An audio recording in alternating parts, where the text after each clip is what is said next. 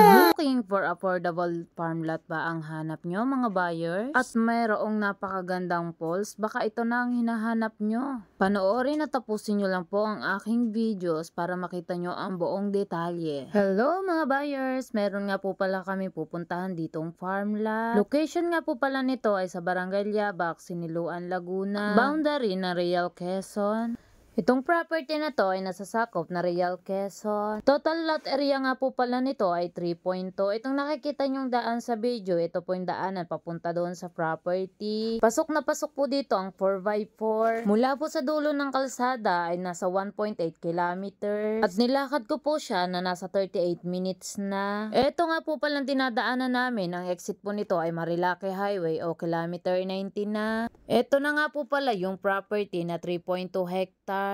Mula po dito sa kuha ko neto, ito na po yung boundary niya, paakyat po dyan. Nasa corner lot po yung property. Ay may napapagitnaan po siya ng dalawang sapa. Itong isang sapa po ay merong dalawang poles at yung isa naman po ay pwedeng gawing inumin. Na kung tawagin po namin ay bukal. Malinis at sobrang lamig ng tubig dito mga buyers. Ito nga po pala yung unang mini pools dito, aking papasukin. Kung makikita po ninyo ay sobrang ganda at malapad ang bagsakan ng mini pools na to. Ay nako mga buyers, mapapawaw kayo sa sobrang lakas ng tubig, napakalamig pa. Bukod po doon ay sobrang linaw ng tubig. Yun nga lang po ay talagang lalakarin pa sa ngayon dahil wala pa po talaga siyang kalsada papasok dito sa property. Anyway, pag-usapan po natin yung access road dito sa property na ito. Yung exit po kasi ng daan papunta Marilake Highway ay meron pang isang barangay road. Mula sa gagawing proposal road ay meron pa siyang 80 meters papunta doon sa property. So, kailangan po bumili na right of way dahil wala po siyang right of way talaga.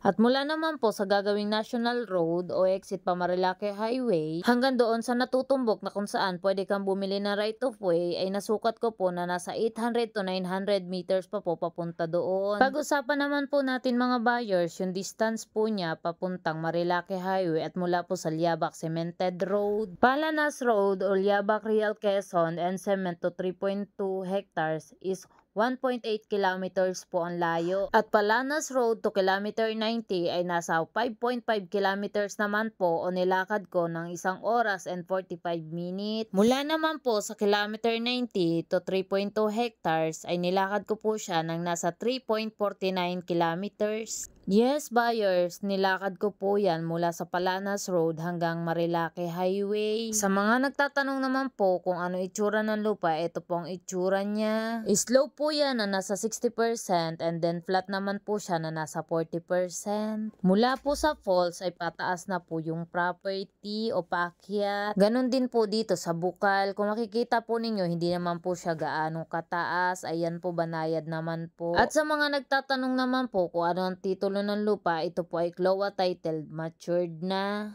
Yes po, matured na po and buhay po yung may-ari. Ito nga po palang property na ito ay resell na po o hindi na po siya yung mismong nakapangalan doon sa titulo. Pero willing naman daw pong pumirma yung mismong nakapangalan doon sa titulo. Sa source po ng tubig ay bukal pa po talaga sa ngayon at saka sa source naman po ng kuryente ay wala pa po. Solar pa lang po ang ginagamit ng mga tao dito. Itong lupa na po ito ay good for investment dahil meron pong itatayo dito na windmill.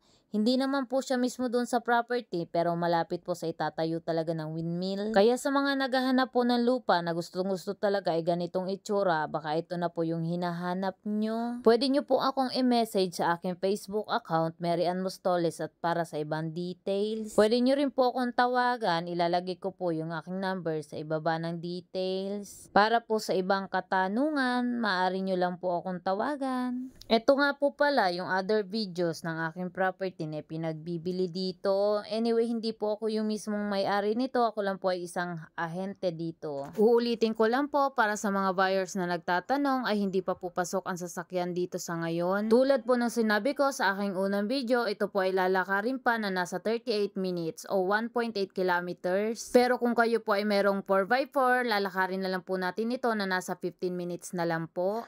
O 900 meters mula po dun sa pag-iiwanan natin ng inyong 4x4. At ito na nga po pala mga buyers, yung isang mini falls dito. Para nga po pala sa mga magtatanong kung itong mini falls na po ito ay pasok po sa property, ito po ay boundary na po ng inyong magiging property.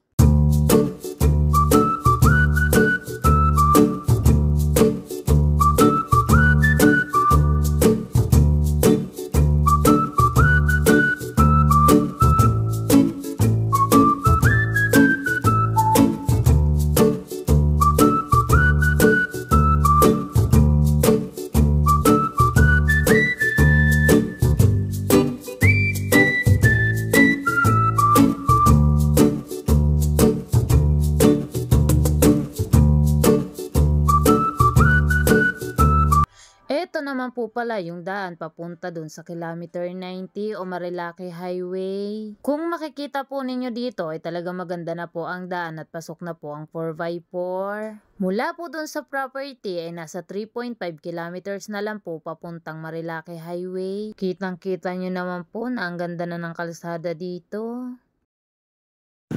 Ayan, kilometer 90. At dito po kami dumaan. Ito yung dinaanan namin. Ayan, sir.